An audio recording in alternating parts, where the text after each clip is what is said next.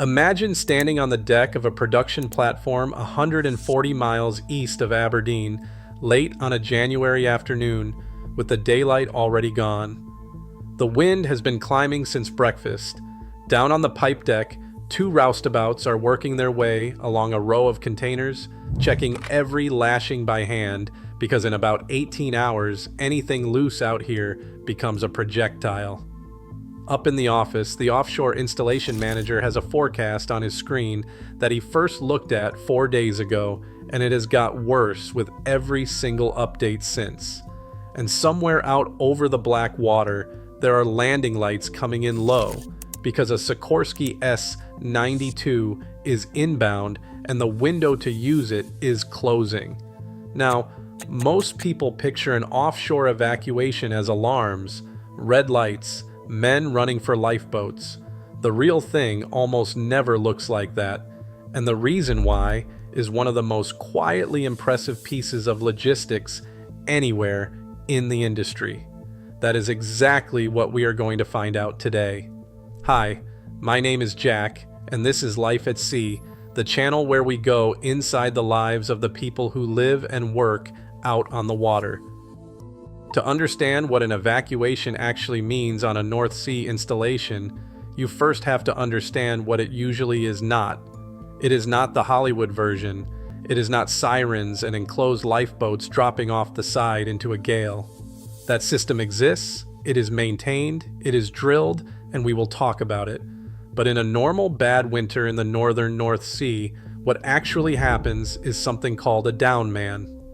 A planned, staged, deliberately unexciting removal of people by helicopter decided days in advance, with a small crew left on board on purpose. So let us start with what these crews are actually up against, because you cannot appreciate the solution until you feel the problem. What a North Sea winter actually does to a working platform. The northern North Sea in January is not a place that negotiates. Winter storm systems track in off the Atlantic one after another, and a serious blow will put up a sea state that most people have simply never seen. For a sense of the ceiling, on the 1st of January, 1995, the Draupner platform in the Norwegian sector recorded something extraordinary. The sea state around it had a significant wave height of roughly 12 meters, which is already a genuinely violent sea, and out of that came a single wave measured at 25.6 meters. The platform had been designed for a wave of about 20 meters, an event the engineers had calculated as a 1 in 10,000 year occurrence. That wave was bigger. It happened anyway. Then there is the water itself. And this is the number that quietly governs everything about how the offshore industry thinks. When a human being goes into cold water, the cold shock response hits almost instantly, peaks within the first 30 seconds, and runs for 2 to 3 minutes. Uncontrollable gasping, loss of breathing control. That is before hypothermia is even a factor. Ask any veteran offshore medic, and they will tell you plainly that the cold water does not politely wait half an hour for you. It comes for you immediately. And then there is distance. This is the part people underestimate most. BP's ETAP installation sits around 100 miles east of Aberdeen. Ninian Southern is roughly 75 miles east of Shetland. Heather Alpha is about 144 kilometers northeast of Shetland. The Stena Spey semi-submersible was working 146 miles east of Aberdeen when Storm Babet came through in October 2023. These are not offshore in the sense of a pier. These are places where the nearest hospital is a 90-minute flight away in good weather. Which brings us to the constraint at the heart of this entire subject. There are two ways off an offshore installation: a helicopter and a survival craft. And here's the thing, one of those two stops working long before the storm actually peaks. So the whole system is built around that fact, the decision that gets made 4 days before the storm arrives. Every British installation operates under a safety case, accepted by the Health and Safety Executive under the Offshore Installation Safety Case Regulations of 2015, and alongside it sits the Emergency Response Framework of the Fire, Explosion, and Emergency Response Regulations of 1995. Buried in all of that is a severe weather action plan, trigger points, forecast thresholds, what comes off and when and in what order. And the person who pulls that trigger is the installation manager. On a British installation, he or she is the final authority, registered with the Health and Safety Executive, and the role exists for a very specific historical reason. After the Sea Gem drilling rig collapsed in the southern North Sea in 1965 and 13 men died, the inquiry recommended that there ought to be a master, an unquestioned authority on these structures. That recommendation is still walking around today wearing a hard hat and carrying a radio. Here is what makes it work though. It is graduated. It is almost never all or nothing.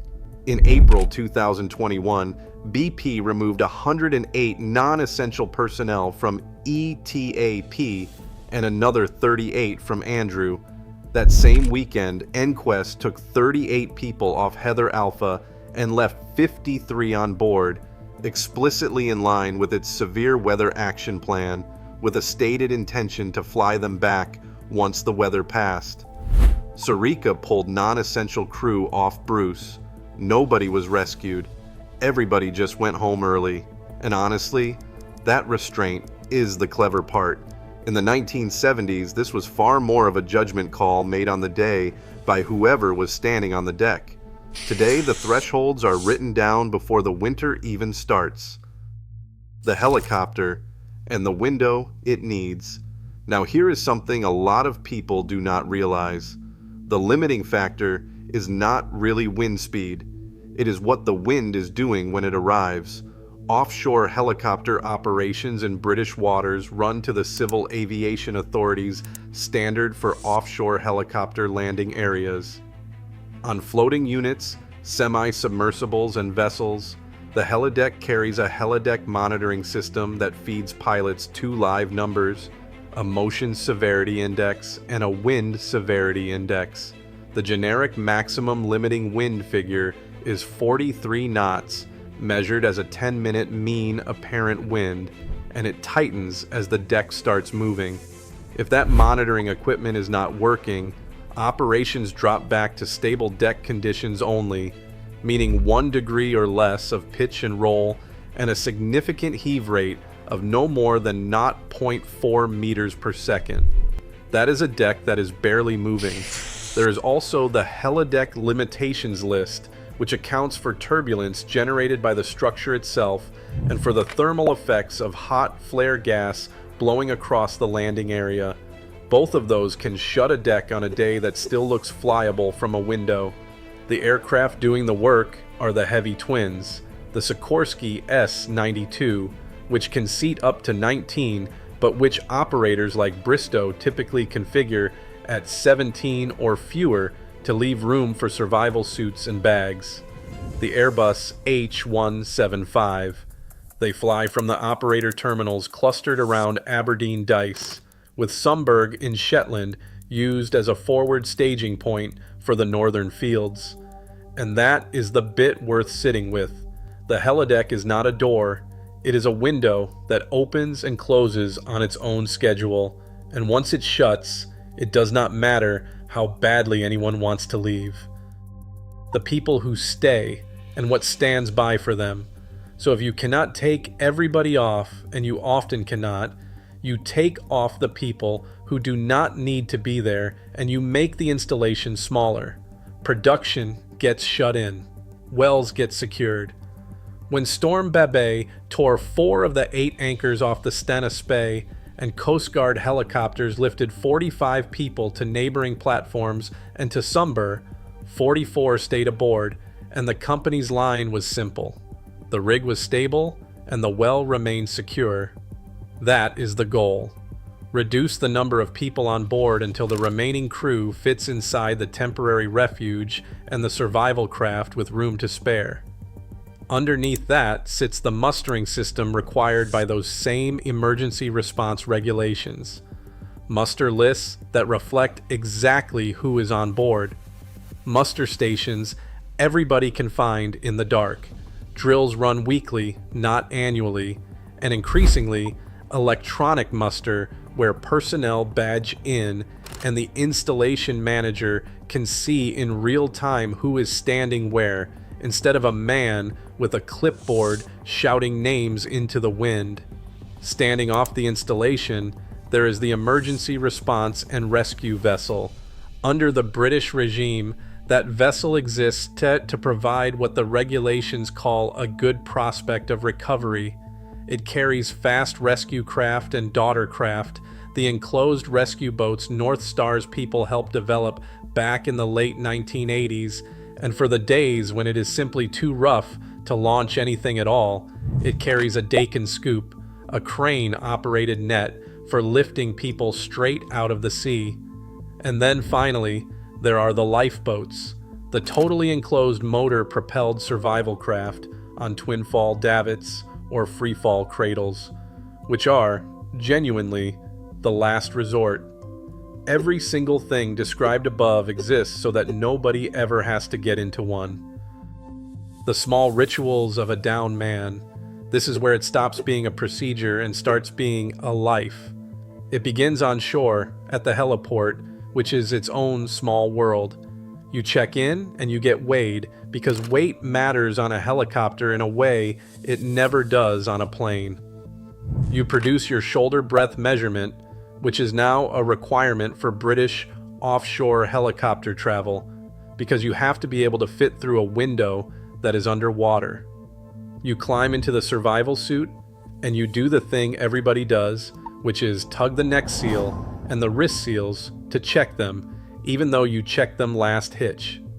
Clipped to your life jacket is the compressed air emergency breathing system, the small cylinder everyone trains on during helicopter underwater escape training and hopes to never touch. Then you sit through the safety briefing video you have seen 100 times and you watch it anyway. Out on the installation, the rituals are smaller and stranger. There is the storm bag, packed the night before by anyone with any experience, because when the call comes, there is no time to be looking for your charger. Most old hands will tell you the mark of a rookie is packing after the tannoy goes. There is the mess hall, which becomes an unofficial weather bureau. Somebody has the forecast up on a phone. Somebody else has been out here 22 years and has an opinion about it. The galley crew push out a proper hot meal early because they know the deck is closing and they know that a hot plate of something is worth more than anyone admits. There is the cabin. Everything off the desk, mugs stowed, gear lashed or in a drawer, the photograph taped inside the locker door, which stays exactly where it is, because that one is not going anywhere. And there is the phone call, the one where you say, quietly, "I am on the 11 o'clock, tell the kids." Or the other one, the one where you say, "I am staying, do not watch the news." Then the tally board. Names, badge in, head count, and out to the deck in the noise and the spray with your bag between your knees, waiting for a green light. Now, look. This would not be a Life at Sea video if we were not completely straight with you about the other side of this. Start with the helicopters, because the workforce will tell you themselves it is their single biggest concern. In April 2009, a Bond Super Puma came down about 11 miles off Peterhead after a catastrophic main rotor gearbox failure, and all 16 people on board died. In August 2013, another Super Puma went into the sea on approach to Sumburg. 4 people were killed, 14 survived, and the survival rate was widely credited to helicopter underwater escape training. In 2016, a Super Puma came apart near Troy in Norway, and 13 people died. The type was subsequently removed from North Sea oil and gas work, and the rail, Maritime, and Transport Union has spent years calling for a full public inquiry into offshore helicopter safety. Every man and woman in that survival suit knows all of it, and underneath all of this sits the Alexander Keeland. On the 27th of March, 1980, in the Ekofisk field, the wind was gusting to about 40 knots, and the waves were running to 12 meters. Helicopters were grounded. The gangway to the neighboring Edda platform had already been raised because of the weather. A fatigue crack in a single brace took out one of the flotel's 5 legs, and within about 20 minutes, it was upside down. There were 212 men on board. 123 of them died. Lifeboats were smashed against the structure during launching. That is the accident the entire modern system is built to never repeat, which is why the answer to a storm is to be early and boring rather than brave. Then there are the costs nobody puts in a safety case. Being the one who stays while your mates fly off, getting weatherbound so your 2-week hitch becomes 18 days and you miss the birthday by 4. Families at home watching a named storm sit over the North Sea on the evening news, knowing precisely where you are, waiting for a text. 12-hour shifts in a steel box with the same 40 people. That is real, and it does not show up in any statistic. Where all of this is heading, the regulatory side keeps tightening. The Civil Aviation Authority's Helideck Standard reached its 9th edition in February 2023, with a further amendment in January 2026 that added a master minimum helideck equipment list, essentially a structured way of deciding what you can and cannot do when a piece of safety critical helideck kit is temporarily out of service. None of that is glamorous. All of it means fewer judgment calls made under pressure. It is worth comparing regions because the contrast is sharp. In the Gulf of Mexico, hurricanes come with a season and days of notice, so the model is full evacuation and additional anchoring, then flyovers afterwards. In the North Sea, there is no season. There is just winter, 5 months of it, handled with repeated partial downmans. And across the median line, the Norwegian sector under Havtil, with operators like Equinor and ConocoPhillips, runs its own culture and commonly its own rotation pattern of 2 weeks on and 4 weeks off. The newer pressure is structural. A lot of steel on the British continental shelf is well past its original design life, and weather now interacts with age.